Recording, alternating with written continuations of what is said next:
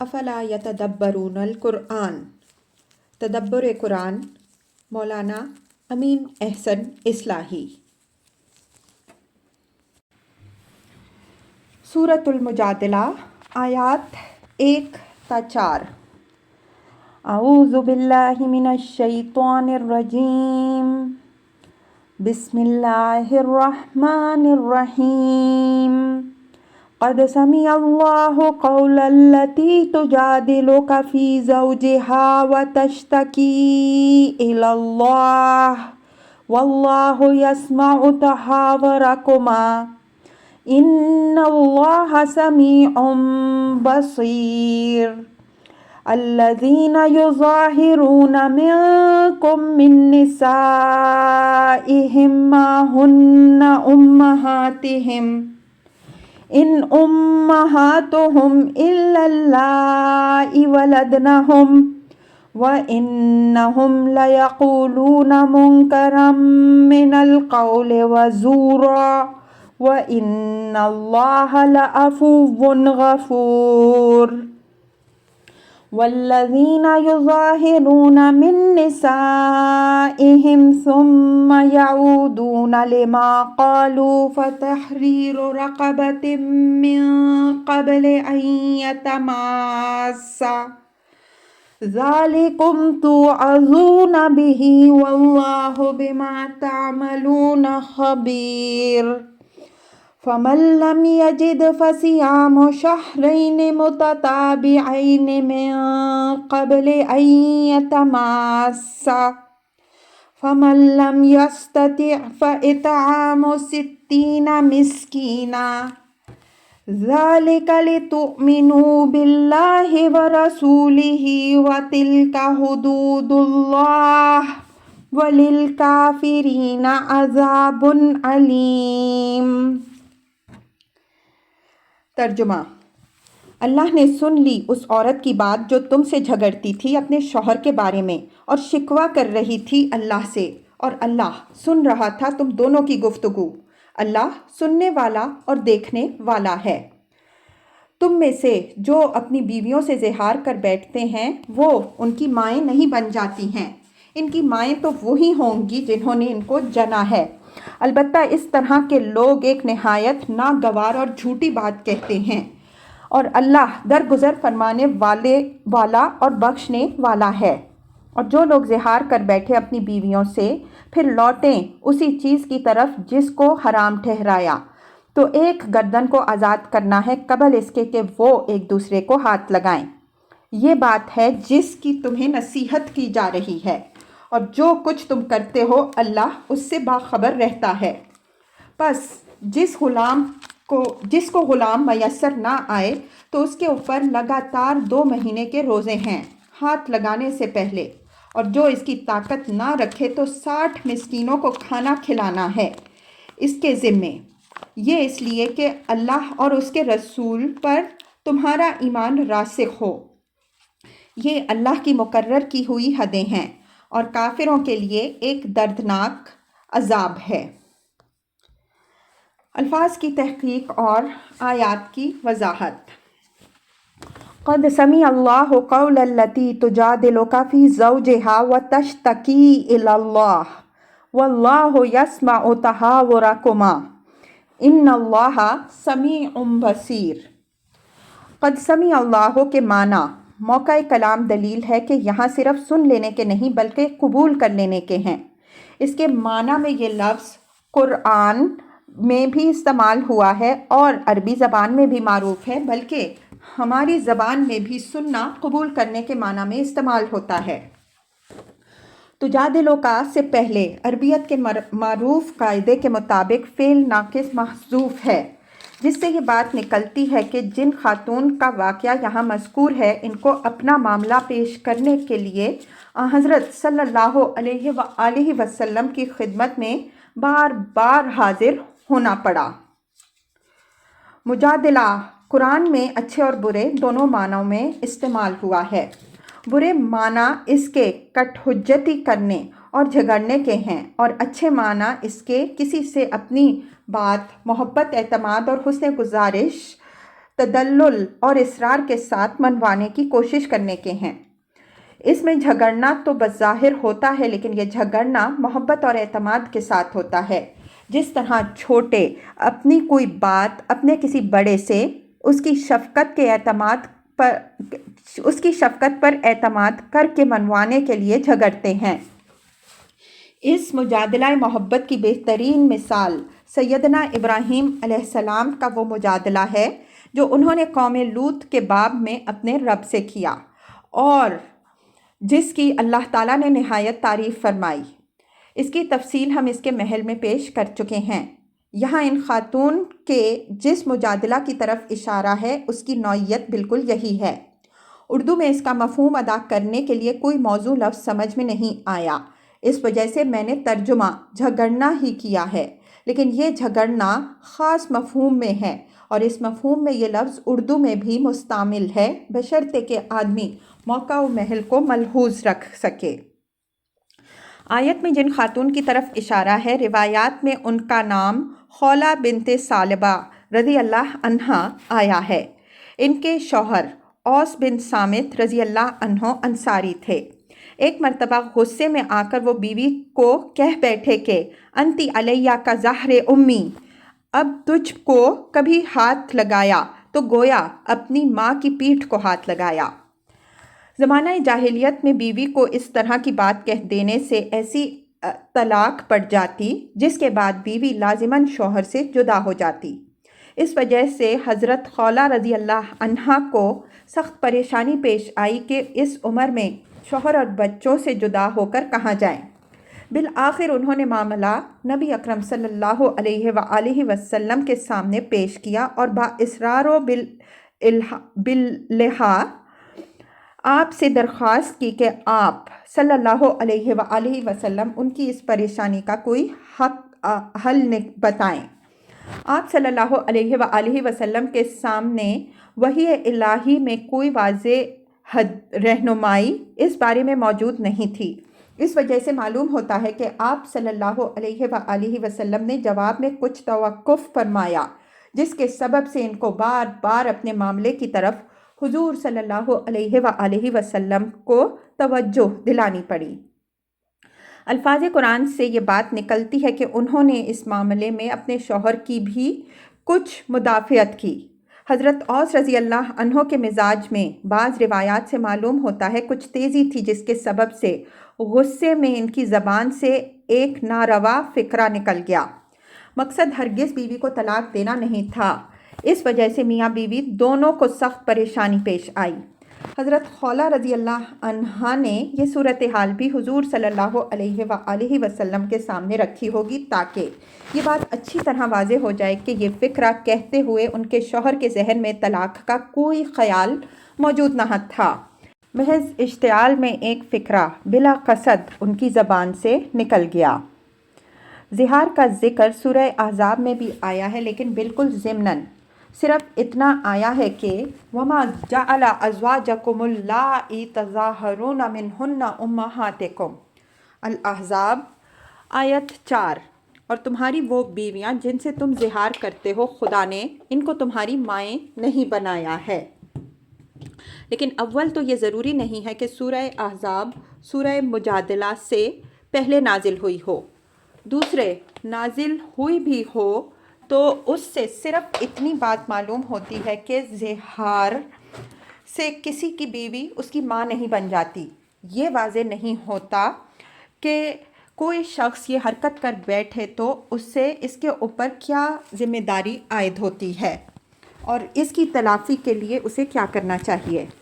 इस वजह से हुजूर सल्लल्लाहु अलैहि वसल्लम के सामने सूरह अहज़ाब वाली आयत रही भी हो, जब भी आप सल्लल्लाहु अलैहि वसल्लम हज़रत खौला रज़ी अल्लाह अन्हा के सामने उनके मामले में कोई क़तई फ़ैसला इसी सूरत में फरमा सकते थे जब वही इलाही आप सल्लल्लाहु अलैहि वसल्लम की रहनुमाई फरमाए। चुनाचे आप सल्लल्लाहु अलैहि वसल्लम ने वही इलाही के इंतज़ार में तवक्कुफ़ फरमाया, यहाँ तक कि इन खातून के इस शिकवा व मुजादला की बरकत से न सिर्फ उनके लिए बल्कि अल्लाह के बेशुमार बंदों और बंदियों के लिए जाहिलियत की एक बेहुदा रस्म के अवाक़िब से छूटने की एक नहायत मुबारक राह खुल गई। चुनांचे अल्लाह ताला ने उनकी तारीफ़ फरमाकर उनको और उनके इस मुजादला को ज़िंदा व जावेद बना दिया और लोगों को सबक दिया कि जिनको दीन के मामले में कोई मुश्किल पेश आए उन्हें इस मोमिना खातून की तरह अपनी मुश्किल अपने रब के आगे पेश करनी चाहिए। मुनाफिकों की तरह इसको नुक्ता चीनी, सरगोशी और अल्लाह और रसूल के ख़िलाफ़ महाज आराई का बहाना नहीं बना लेना चाहिए। वल्लाहु यस्माउ तहावुरकुमा, यानी ये शिकवा व मुजादला चूँकि ख़ास अल्लाह ताला ही से था, इस वजह से वो ख़ास तवज्जो और मेहरबानी से इसको सुनता रहा। चुनांचे उसने अपनी इस बंदी की मुश्किल हल करने की राह खोल दी। इससे ये बात निकली कि जो लोग कोई मुश्किल अपने रब से अर्ज़ करते हैं वो इत्मीनान रखें कि अल्लाह ताला उसको नहायत तवज्जो और शफ़क़त से सुनता है। वो समीओ बसीर है, और जब वो सुनता है और हर चीज़ की कुदरत भी रखता है तो बंदा उससे मायूस व बदगुमान क्यों हो। यहाँ ये बात भी याद रखिए कि दुनियावी और मादी मुश्किलात की तरह रूहानी और अक़ली उलझनों से निकलने की भी सबसे ज़्यादा कामयाब राह यही है कि आदमी उसको अपने रब के आगे पेश करे। बसा औक़ात कोई ऐसी इल्मी और अक़ली मुश्किल पेश आ जाती है जिसका हल कुछ समझ में नहीं आता और उससे दीन के मामले में शकूक पैदा होने लगते हैं। इस तरह के हालात में आदमी अगर अपनी मुश्किल अपने रब के आगे पेश करे और उससे हिदायत का तालिब हो तो इंशाअल्लाह उसको शरअ सदर हासिल हो जाएगा, बशर्ते कि आदमी सब्र के साथ अपने रब से इस्तिआनत करे। तालिबीन हक़ का तरीका हमेशा यही रहा है, लेकिन जो लोग सफला और जल्दबाजी करते हैं वो ये इख्तियार करने के बजाय या तो अपने औहाम व शकूक ही को दीन बना लेते हैं या इनको दीन पर नुक्ता चीनी का ज़रिया बनाकर इसके ख़िलाफ़ महाज आराई शुरू कर देते हैं, जिससे नतीजा वही निकलता है जिसका ज़िक्र इसी सूरा में आगे तफसील से आएगा। अल्लज़ीना युज़ाहिरून मिनकुम मिन निसाइहिम मा हुन्ना उम्महातिहिम, अल्लज़ीना युज़ाहिरून मिनकुम मिन निसाइहिम मा हुन्ना उम्महातिहिम इन उम्महातुहुम इल्लल्लाइ वलदनहुम व इन्नहुम लयक़ूलून मुनकरम मिनल क़ौलि वज़ूरा व इन्नल्लाह लअफ़ुव्वुन गफ़ूर। इस सिलसिला में पहली उसूली बात ये फरमाई कि जो लोग अपनी बीवियों को इस तरह की कोई बात कह बैठते हैं उससे उनकी बीवियां इनकी माओं के हुक्म में नहीं दाखिल हो जाती। इनकी माएँ तो वही हैं जिन्होंने इनको जना है।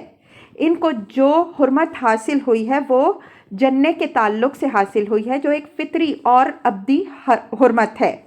ये चीज़ किसी दूसरी औरत को मुजर्रद इस बुनियाद पर नहीं हासिल हो जाएगी कि एक शख्स ने उसको या उसके किसी अज़्व को अपनी माँ या उसके किसी अज़्व से तशबीह दी।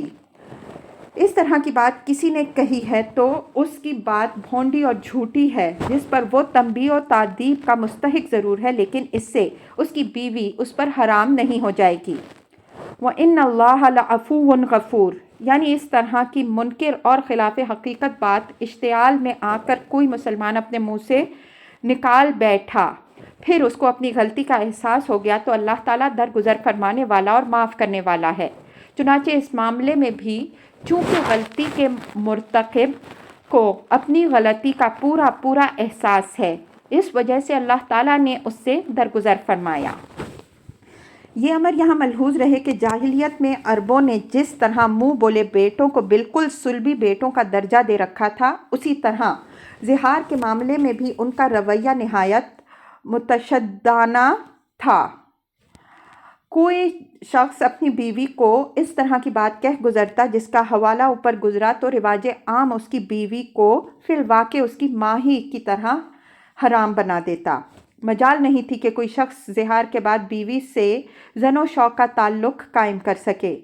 कोई इस तरह की जसारत करता तो लोग उसको बिल्कुल उसी निगाह से देखते गोया उसने अपनी माँ को निकाह में रख छोड़ा है। इस वजह से इस्लाम ने इस तरह की खिलाफ फितरत बातों की इस्लाह करते हुए हर जगह इस हकीकत की तरफ तवज्जो दिलाई है कि फ़ितरत के कानून में जिस चीज़ के लिए जो जगह है उसको उसी जगह रखो। اس میں رد و بدل کر کے دین فطرت کو مسخ کرنے کی کوشش نہ کرو۔ سورہ احزاب کی تفسیر میں یہ بحث تفصیل سے گزر چکی ہے۔ یہاں بھی اس رسم بد کی اصلاح کرتے ہوئے معترضین کا منہ بند کرنے کے لیے پہلے ہی یہ بات واضح فرما دی کہ اس طرح کی ناروا باتوں سے فطرت کے قوانین نہیں بدل جاتے۔ بیوی محض کسی شخص کی ایک جھوٹ بات کی وجہ سے اس کی ماں نہیں بن جائے گی۔ ماں ہن امہاتہم میں ایک سوال امہاتہم کے اعراب سے متعلق بھی پیدا ہوتا ہے کہ اس کو نسب کیوں کیا گیا۔ میرے نزدیک یہاں ماں معنی میں لیسا کے ہے۔ قرآن میں اس کی مثالیں موجود ہیں۔ مثلاً سورہ حاقہ میں فرمایا فما منکم من احد عنہ حاجزین، آیت 47، تو کوئی بھی تم میں سے اس کو بچانے والا نہیں بنے گا۔ والذین یظاہرون من نسائہم ثم یعودون لما قالوا فتحریر رقبۃ من قبل ان یتماسا ذالکم توعظون بہ واللہ بما تعملون خبیر۔ یہ اس بات کا حل بتایا ہے کہ جو شخص اپنی بیوی سے زہار کر بیٹھے پھر وہ اس چیز کی طرف لوٹنا چاہے جس کو اس نے حرام ٹھہرایا ہے تو اس کو اس سے پہلے کفارے کے طور پر ایک غلام آزاد کرنا ہوگا، یعنی اس کی بیوی اس کے زہار کے سبب سے اس کی ماں کی طرح حرام تو نہیں ہو جائے گی، لیکن چونکہ نکاح و طلاق کے اثرات معاشرتی زندگی پر نہایت دور رس ہوتے ہیں، اس وجہ سے اس معاملے میں جد و حزل دونوں ہی کی ایک بڑی اہمیت ہے۔ یہ چیز مقتضی ہے کہ ایسے شخص کو کچھ تنبیہ و تادیب کی جائے تاکہ وہ بھی آئندہ احتیاط کی روش اختیار کرے اور دوسروں کو بھی اس سے سبق حاصل ہو۔ چنانچہ اس کے لیے ضروری ہے کہ وہ بیوی کو ہاتھ لگانے سے پہلے ایک غلام آزاد کرے۔ یہاں لفظ رقبہ آیا ہے جس کے معنی گردن کے ہیں۔ اس سے یہ بات نکلتی ہے کہ غلام یا لونڈی کی کوئی تخصیص نہیں ہے، بلکہ بعض فقہا نے تو مسلم و غیر مسلم کی کوئی قید بھی ضروری نہیں سمجھی ہے۔ دونوں میں سے جو بھی میسر ہو اس سے کفارہ ادا ہو جائے گا، بس اتنی بات ہے کہ مسلم غلام میسر ہو تو اس کو ترجیح حاصل ہوگی۔ یہاں یہ امر بھی ملحوظ رہے کہ غلام کی آزادی کو مقدم رکھا ہے۔ اگر غلام میسر نہ آئے تو دوسری متبادل شکلیں جو آگے مذکور ہیں اختیار کرنے کی اجازت ہے۔ اس سے ہمارے اس خیال کی تائید ہوتی ہے جس کا اظہار ہم نے سورہ نور کی تفسیر میں کیا کہ اسلام نے اپنے نظام میں غلاموں کی آزادی کی نہایت وسیع راہیں کھول دی تھیں، یہاں تک کہ وہ بہت سے چھوٹے بڑے گناہوں کا کفارہ بھی غلام آزاد کرنا قرار دے دیا تاکہ اس مہم کو ہر پہلو سے تقویت حاصل ہو۔ ثم یعودون لما قالوا میں تھوڑا سا ابہام ہے۔ اس ابہام کی وجہ یہ ہے کہ جس بات کی طرف اشارہ ہے وہ بالبداہت بھی منکر ہے اور قرآن نے بھی اس کو منکر اور زور قرار دیا ہے۔ ایک منکر بات کا ذکر صراحت کے ساتھ موضوع نہیں تھا، اس وجہ سے قرآن نے مبہم الفاظ میں اس کی طرف اشارہ کر دیا۔ مطلب یہی ہے کہ زہار کے بعد وہ پھر وہی کام کرنا چاہیں جس کو انہوں نے اپنی ماں کی حرمت کی طرح حرام ٹھہرایا تو ان کے لیے ہاتھ لگانے سے پہلے ایک غلام آزاد کرنے کا حکم ہے۔ اس ابہام کی وضاحت اول تو من قبل ان یتماسا کے الفاظ سے بھی ہو جاتی ہے، پھر بھی عینیہ یہی اسلوب کلام اسی سورہ کی آیت 8 میں بھی استعمال ہوا ہے۔ فرمایا ہے ثم یعودون لما نہوا عنہ، پھر وہ کرتے ہیں وہی کام جس سے وہ روکے گئے۔ اسی طرح یہاں بھی اس کا مطلب یہ ہوگا کہ پھر وہ کریں وہی کام جس سے رکنے کا انہوں نے عہد کیا یا جس کو اپنے اوپر حرام ٹھہرایا۔ قالو اور یقولو وغیرہ کے الفاظ میں بتقاضائے بلاغت اور ایجاز جو ابہام ہوا کرتا ہے، اس کی ایک عمدہ مثال سورہ مریم کی آیت 80 میں بھی ہے۔ مزید وضاحت مطلوب ہو تو اس کی تفسیر پر بھی ایک نظر ڈال لیجئے۔ من قبل ان یتماسا میں زور اس بات پر ہے کہ یہ کفارہ ہاتھ لگانے سے پہلے ادا کر دیا جائے۔ آگے والی آیت میں بھی اس قید کا اعادہ ہے جس سے اس کا مؤکد ہونا ظاہر ہوتا ہے۔ اس وجہ سے یہ جائز نہیں ہے کہ غلبہ نفس سے بے بس ہو کر کفارہ ادا کرنے سے پہلے تعلق قائم کر لیا جائے۔ اگر ایسا کیا گیا تو یہ حدود اللہ سے، جیسا کہ آگے ذکر آ رہا ہے، تجاوز ہوگا۔ ذالکم توعظون بہ واللہ بما تعملون خبیر۔ یہ تنبیہ ہے کہ ان باتوں کی نصیحت تمہیں تمہارے رب کی طرف سے کی جا رہی ہے۔ اگر تم نے درپردہ یا اعلانیہ ان کی خلاف ورزی کی تو یاد رکھو کہ اللہ تعالیٰ تمہارے سارے اعمال کی خبر رکھتا ہے۔ مطلب یہ ہے کہ جب وہ خبر رکھتا ہے تو اس کی گرفت سے نہ بچ سکو گے۔ ذالکم میں اشارہ ان تمام باتوں کی طرف ہے جو اوپر بیان ہوئیں، یعنی نہ تو زہار کے معاملے میں جاہلیت کے رسوم پر اصرار کرو اور نہ کفارہ سے متعلق جو ہدایات دی جا رہی ہیں اس سے فرار کے لیے چور دروازے اور فقہی ہیلے ایجاد کرو، بلکہ ہر حکم کی تعمیل اس کی صحیح سپرٹ میں کرو۔ اس میں دین و دنیا دونوں کی فلاح ہے۔ فَمَن لَّمْ يَجِدْ فَصِيَامُ شَهْرَيْنِ مُتَتَابِعَيْنِ مِن قَبْلِ أَن يَتَمَاسَّا فَمَن لَّمْ يَسْتَطِعْ فَإِطْعَامُ 60 مِسْكِينًا ذَلِكَ لِتُؤْمِنُوا بِاللَّهِ وَرَسُولِهِ وَتِلْكَ حُدُودُ اللَّهِ وَلِلْكَافِرِينَ عَذَابٌ أَلِيمٌ۔ یعنی غلام میسر نہ آئے تو لگاتار 2 مہینے کے روزے رکھے، اور اس کی طاقت نہ رکھتا ہو تو 60 مسکینوں کو کھانا کھلائے۔ اس زمانے میں عملاً یہی 2 شکلیں باقی رہ گئی ہیں، اس لیے کہ غلامی ختم ہو چکی ہے اور یہ بات عین منشائے اسلام کے مطابق ہوئی ہے۔ لفظ متتابعین سے یہ بات نکلتی ہے کہ اگر 2 ماہ کے روزے تمام ہونے سے پہلے پہلے اختلاط کر لیا تو از 9 پورے روزے رکھنے پڑیں گے۔ یہاں اگرچہ اطعام 60 مسکینہ کے ساتھ من قبل ان یتماسا کی قید نہیں، لیکن اس صورت میں بھی یہ قید مفہوم میں ہے۔ اس کے ذکر نہ کرنے کی وجہ صرف یہ ہے کہ یہ شکل اصل نہیں بلکہ اصل میں فرع ہے، تو جب اصل کے ساتھ اس کا ذکر ہے تو فرع کے ساتھ اس کے ذکر کی ضرورت نہیں تھی۔ ذالک لتؤمنوا باللہ ورسولہ، یہ ان ہدایات کا فائدہ بتایا ہے کہ یہ اس لیے دی گئی ہیں کہ اللہ اور اس کے رسول پر تمہارا ایمان مستحکم ہو۔ لتؤمنوا یہاں عربیت کے معروف اسلوب کے مطابق اپنے کامل معنی میں ہے، جس کی مثالیں اس کتاب میں پیچھے گزر چکی ہیں۔ انسان اگر اپنی کسی غلطی یا کمزوری کی تلافی کے لیے کوئی مشقت اٹھاتا ہے تو اس سے اس کی غلطی کی تلافی بھی ہوتی ہے اور اصل مقصد میں اس کے قدم راسخ بھی ہوتے ہیں۔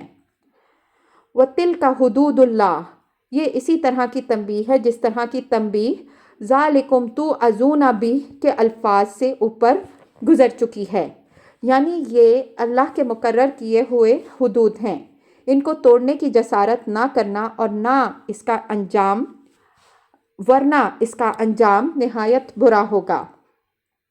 وَلِلْكَافِرِينَ عَذَابٌ أَلِيمٌ، یعنی اللہ کے حدود کو توڑنے والے کافر ہیں اور ان کے لیے آخرت میں دردناک عذاب ہے۔ تو بدقسمت ہوں گے وہ لوگ جو اسلام کا دعویٰ رکھتے ہوئے اپنے کو کافروں میں شامل کر لیں۔ زہار سے متعلق بعض اور سوالات بھی ہیں، لیکن ان کا تعلق تفسیر سے نہیں بلکہ فقہ سے ہے، اس وجہ سے ہم ان سے تعرض نہیں کریں گے۔ تفصیل کے طالب فقہی جزیات کے لیے فقہ کی کتابوں کی مراجعت کریں۔